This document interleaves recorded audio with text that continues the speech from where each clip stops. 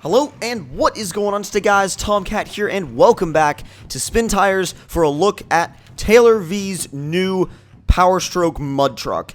This thing is obviously very huge, massive tires, and it's made for mud. It's made for mud, so I had no better option than to take it to dirt time. Now, this is my personal most updated version of, this is personally the most updated version of Dirt Time I have. I don't know if there's a version that's more updated than this one. If there is, I'll probably get it from the creator Scott pretty soon. But personally, right now, this is the most updated version that I have. So it's the one we're using.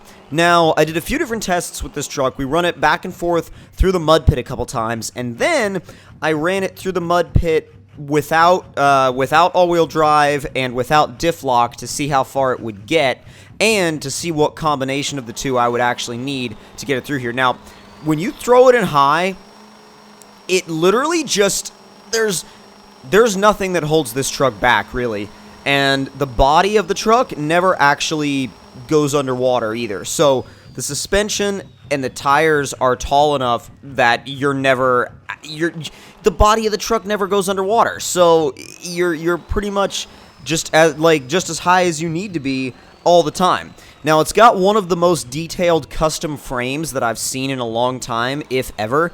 Also dual coilovers, which there's so much. I wouldn't say there's not that much suspension travel in this truck, but when you set up a mud truck, you're not really setting it up for suspension travel. There's a little bit of a... Yeah, I also kind of did a stoppie on the way out of the mud pit. But when you set up a mud truck, it's not really for suspension travel per se. It's more for support, because you're kind of beating on the suspension over and over and over and over when you're kind of, when you're forcing the truck through these mud pits.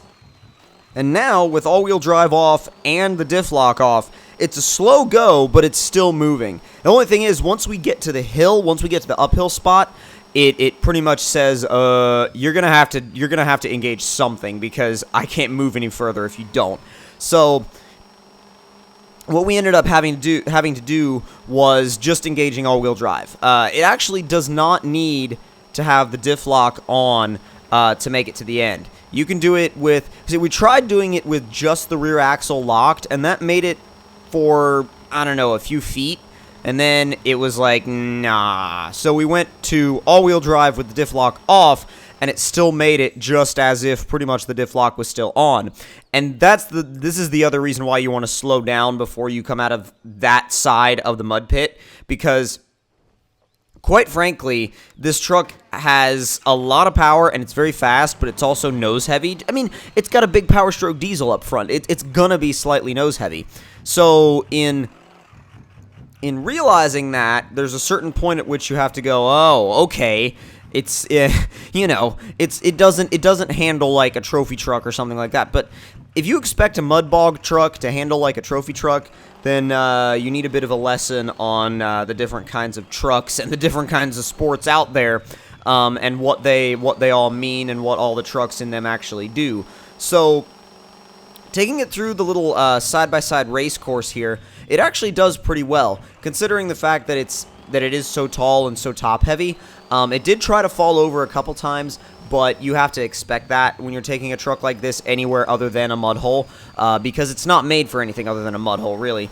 Also, if you go down these hills too fast, it will actually tip forward. It's weird. It will tip forward on you, which is actually, it's a weird sensation, and it's kind of tricky to actually manage. Once you slow the truck back down and kind of get it settled, you'll be all right. But yeah, here we also don't hit that rock. You'll glitch into it, and I found that out the hard way. And then see, when you pop out the other side of the rock, you end up falling on your side, and you have to reset. So the other thing with this truck is that I've talked to him about the truck itself, and I think the best way to, well, not really the best way to describe it, but the best way that he describes it is Taylor himself. he says the truck's a little overpowered, and it's definitely not done yet. I mean, when it's done, it'll be released, so don't worry about that. Keep that in mind. When it's done, it'll be released, but until then, he's still going to keep working on it, because he says it's very overpowered right now, and if you saw how easily it got through the mud pit before, I feel like a lot of people would agree that it is overpowered, especially compared to some of the other mud trucks, mega trucks in this same class. And when I say class, I don't mean class as in, like, Forza. I just mean class as in other mud trucks, like just the class of mud trucks. And, that's what happens when you fly over the top of the hill carrying too much speed. You just got to make sure that your pace is right. Because if you get it wrong, it can actually... It's funny. A truck like this, which seems like a massive brute that would literally not, that it wouldn't matter, you can just hammer it around everywhere... Technically, it's still, there's still a little bit of, I wouldn't say finesse, but, well, kind of, actually. You do have to have at least a certain degree of finesse if you're doing anything other than strict mud bogging itself. So, I think at the end of the day, this truck is probably my favorite mud truck right now. I want to see what he does with it later on, because he says he wants to make some visual adjustments, and he wants to make some adjustments to the program and the tune, and just, kind of help get it to be where he thinks it needs to be. It's, for me, my ultimate version of this truck would really be to have two versions. It would be to be able to keep this, we almost rolled it, but I don't know how we didn't roll it right there. I came so freaking close. My ideal way to have this truck would actually be able to have two versions of it. One would be the original version that we're driving now, which has the super crazy, overpowered coding and tune, and then one that's a little bit more realistic. But the thing is, when you really want to just play around with massive power, massive tires, and just devour mud, then you have the original version to do that with. So that's my personal view on it, and I think that that may kind of change from person to person. But keep that in mind. Keep that in mind when you're looking at some of these trucks, or if you're a mod maker watching the video, consider having either two different tunes or two different versions of a truck, depending on what you want to do. I mean, like I said, I would love to have either two different tunes or two different versions of this truck that has the original power tune and also an updated one. Now, the other thing is this truck doesn't actually have that good of a turning radius. It's actually pretty bad, and Taylor also said that himself. He's like, yeah, dude, don't even bother with the turning radius. The turning radius is really bad right now. So you have to think about it in the sense of, in the sense of a truck that's in development. Because trucks in development, they're going to have certain little things here and there, like, for example, the turning radius might not be perfect, or the gearbox might not be perfect. But actually, thankfully, the gearbox programming in this truck is really, really, really good. There's not really a lot of hesitation to it. When you're going up hills, it'll still shift up like it should, but at the same time, it also doesn't try to bog itself down when it shifts, which is a big issue with a lot of other trucks and spin tires in the automatic mode. So I really do like how he's tuned it.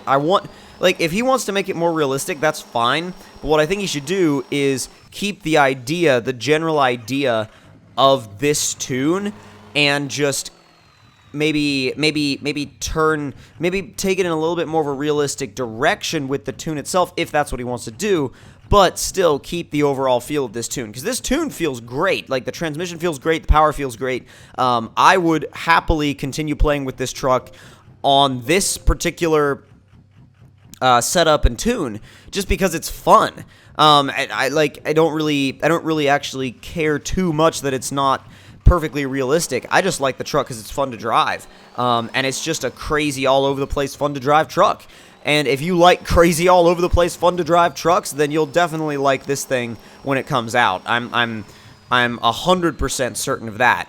And it's also, I would say, either the most or one of the most detailed mud trucks we've seen, because usually the mud trucks are just like a little bit of a body, and then huge tires and some basic suspension, and there you go. That's a Spin Tires mud truck usually. This is a little bit more than that. So if you guys did enjoy this mod test and review, don't forget to hit that like button. Tell me in the comment section down below what you guys thought of it. And if you're new to the channel, don't forget to subscribe for more. I'll see you guys next time. Talk to y'all later.